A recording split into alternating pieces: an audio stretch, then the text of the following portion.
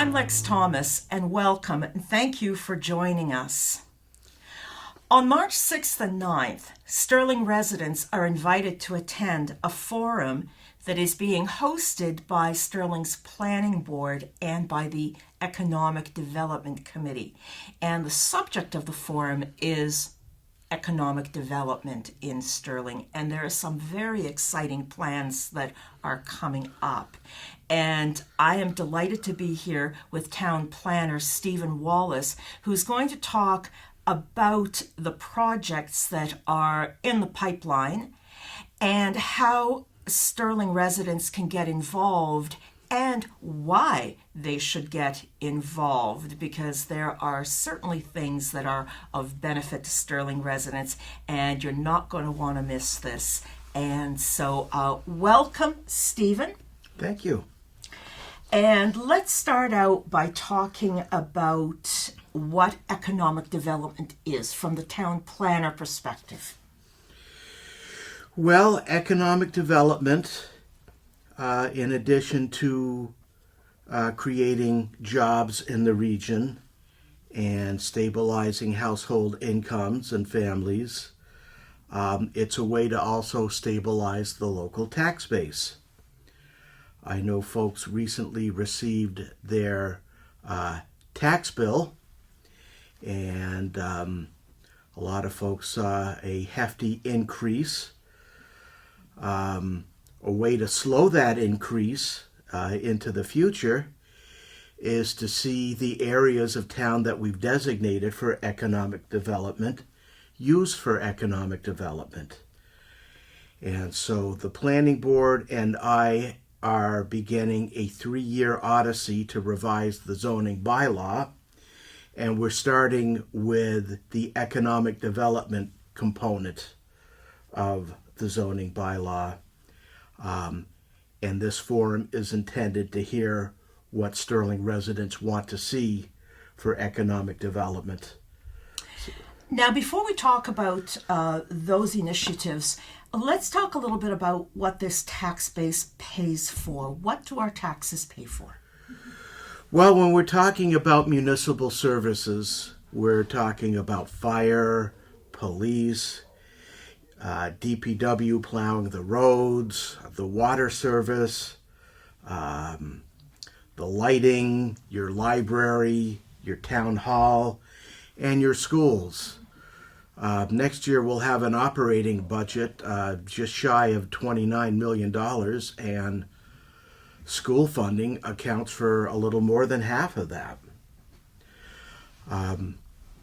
Studies have shown, cost of community service studies have shown, that economic development pays more in taxes, way more in taxes, than it costs the town to provide services for.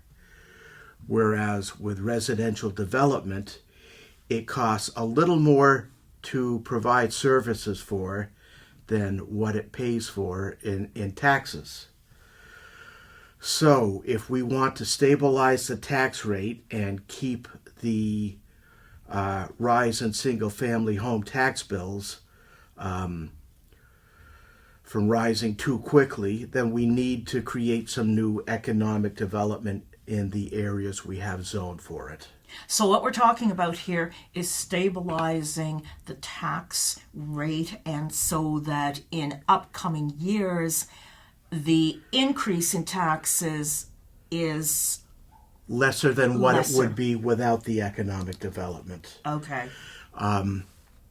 I'll be presenting some statistics at the forum that show that towns with a fair amount of economic development, they have smaller single-family tax bills, and the year-to-year rise is smaller than those towns that don't have a lot of economic development. Now, in my understanding, there's a particular project here called the Performance Zone that is being looked at. Could you talk about that? Sure. The Performance Zone's been in place for about 30 years. It covers about 80 acres of land along Route 140 in the south of town, right near the I-190 interchange in West Boylston. There's still about 30 acres of vacant developable land in that overlay district. It hasn't been fully utilized simply because the bylaw is very complicated. It's about 10 pages long. And then there's a set of development regulations that's about 15 pages that read like a Kafka novel. We've found that people wanting to develop in that area have a hard time interpreting what they can and cannot do. And honestly, myself as the town planner and the building commissioner have a hard time figuring out what's allowed there and what's not allowed there. So regardless of what people tell us of what they want for the performance zone, we're going to need to simplify it and make it easier to understand. That's a really interesting point, because I've been a town resident for 20 years, and I had not heard of the performance zone, regardless of my work in different areas of the town. And I think there are a lot of people that would react the same way. And that's so interesting that really it's those zoning and bylaw regulations that have prevented the growth of this area in the past. Overly complex, needlessly complicated. So wherever we decide to go with it, we need to shorten it down and make it simple to understand. So how do we change that? How are you going to do that? Well, at the forums, we're going to hear what people's preferences are for economic development. And once they do that and tell us what they want to see, we will translate that into bylaw language. The planning board and I will work on that over the summer. And once we have a proposal, we will shop it around to all of the town's various boards, commissions, and committees to get their input. And we'll have a couple more public forums late in the fall to say, all right, you told us what you wanted for economic development. Here's how we translated that into bylaw language. What do you think? At that point, we will have something hopefully ready for next May's town meeting, 2025. Mm-hmm. Okay, let's just back up a little bit. So just to make it clear, the forum is taking place on Wednesday, March 6th at, I believe it's 6:30 p.m.? 6:30 p.m. in the Old Town Hall. In the Old Town Hall, the 1835 on Main Street. And for folks that perhaps can't make it to that, it is going to be repeated on Saturday, March 9th at 9 a.m. 9 a.m. So it'll be the same presentation, but it's going to give the folks in town an opportunity to hear all about this. Now, Stephen, tell me, when folks arrive at the forum, what can they expect? What's going to happen there?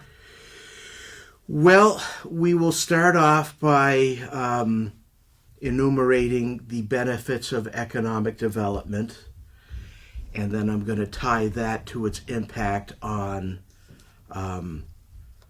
people's tax bills. I'm going to cite some statistics about what various types of development cost to provide services for, and how towns that have a substantial amount of economic development have lower single-family tax bills and smaller year-to-year increases. So I want people to understand how economic development impacts their local tax bills.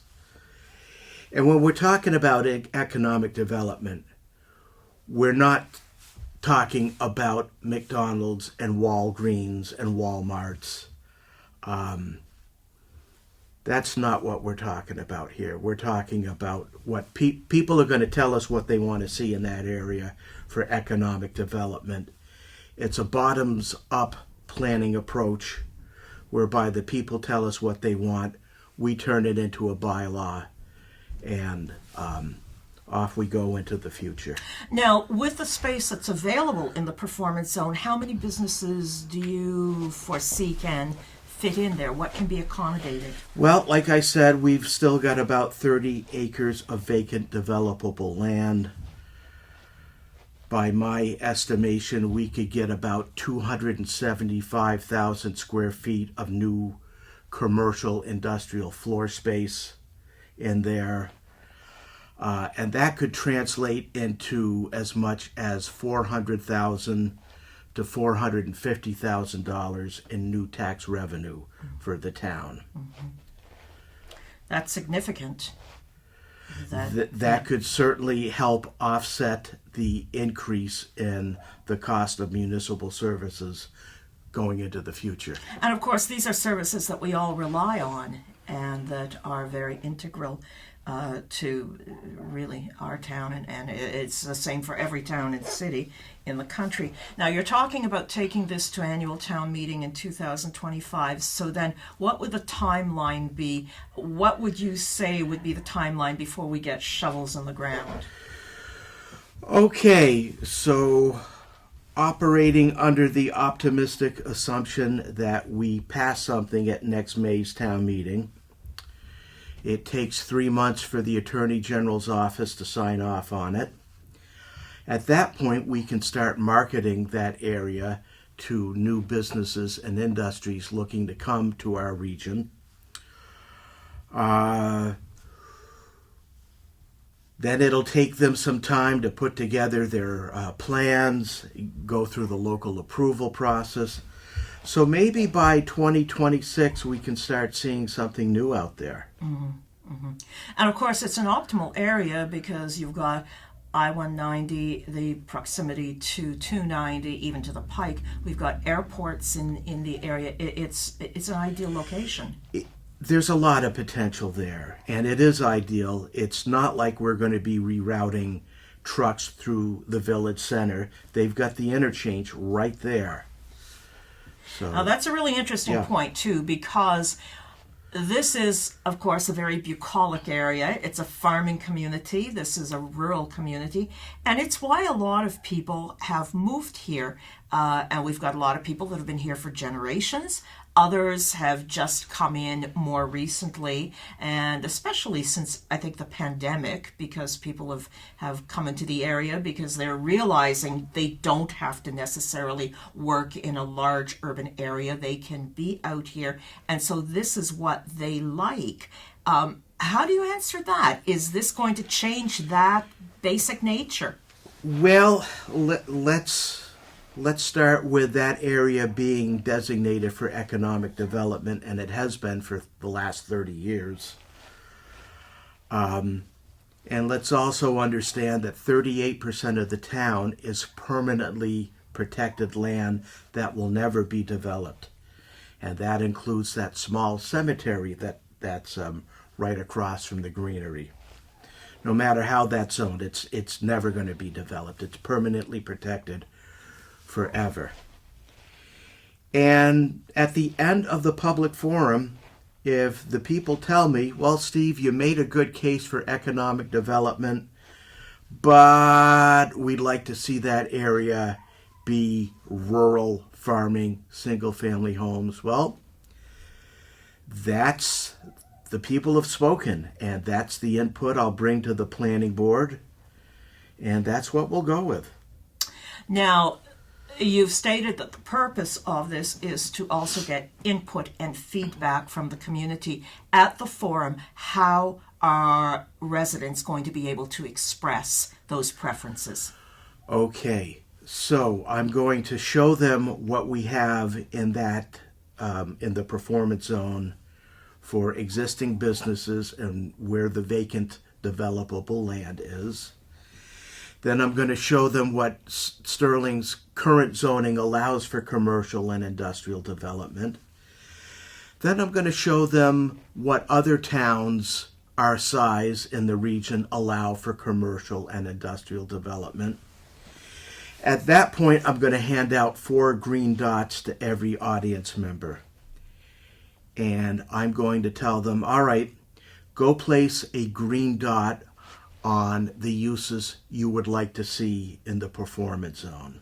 And you will have been writing these down. I will be writing them down. They're already printed up, but I'm also going to give people a chance to say, beyond what we currently allow and what other towns allow, what are your other ideas for economic development? And I'll stand up there at the whiteboard and write them down as we go. At that point, I'll hand out the green dots and say, go place them on the uses you'd like to see in the performance zone. And once we go through that, I'm going to give them 4 red dots. Go place those on the uses that you definitely do not want to see in the performance zone. So by the end of that exercise, people will have given us a good idea of what they want and don't want in the performance zone. At that point, we'll conclude the program by me explaining the next steps, the work we're going to do over the summer, how we're going to see these folks in the fall once we've got something to present to them, and away we go. That's a lot of motivation for getting involved in this, because obviously it allows residents to have an input and a say into how the town develops, and also to affect this incredibly important tax base. We feel it's important to get their input up front and put together something that people can support, rather than folks doing what they did in the past, showing up at town meeting, finding out there's a big zoning change proposed, and not understanding what it means for them and their tax bills. So I know that the planning board has tried to rezone this area in the past, but I don't believe that they did the necessary groundwork to prepare the people for something coming to them at town meeting. So that's what we're trying to do here. Stephen, thank you so much for the information, and good luck with the forum. And as a town resident, I will certainly be there and be looking forward to that. So mark your calendars. March 6th, Wednesday evening, 6:30 p.m. The forum is going to be at the Old Town Hall, the 1835 Town Hall on Main Street. For anybody that can't attend that evening, or who would like to see it a couple of times, it's coming up again on Saturday, March 9th at 9 a.m. This is an opportunity to get involved in what's happening in our town, and there are so many reasons to do that. You've got the tax base, you've got looking at what's coming into town, and really being part of those decision-making processes. Thank you so much for joining us, and I look forward to seeing you at the forum.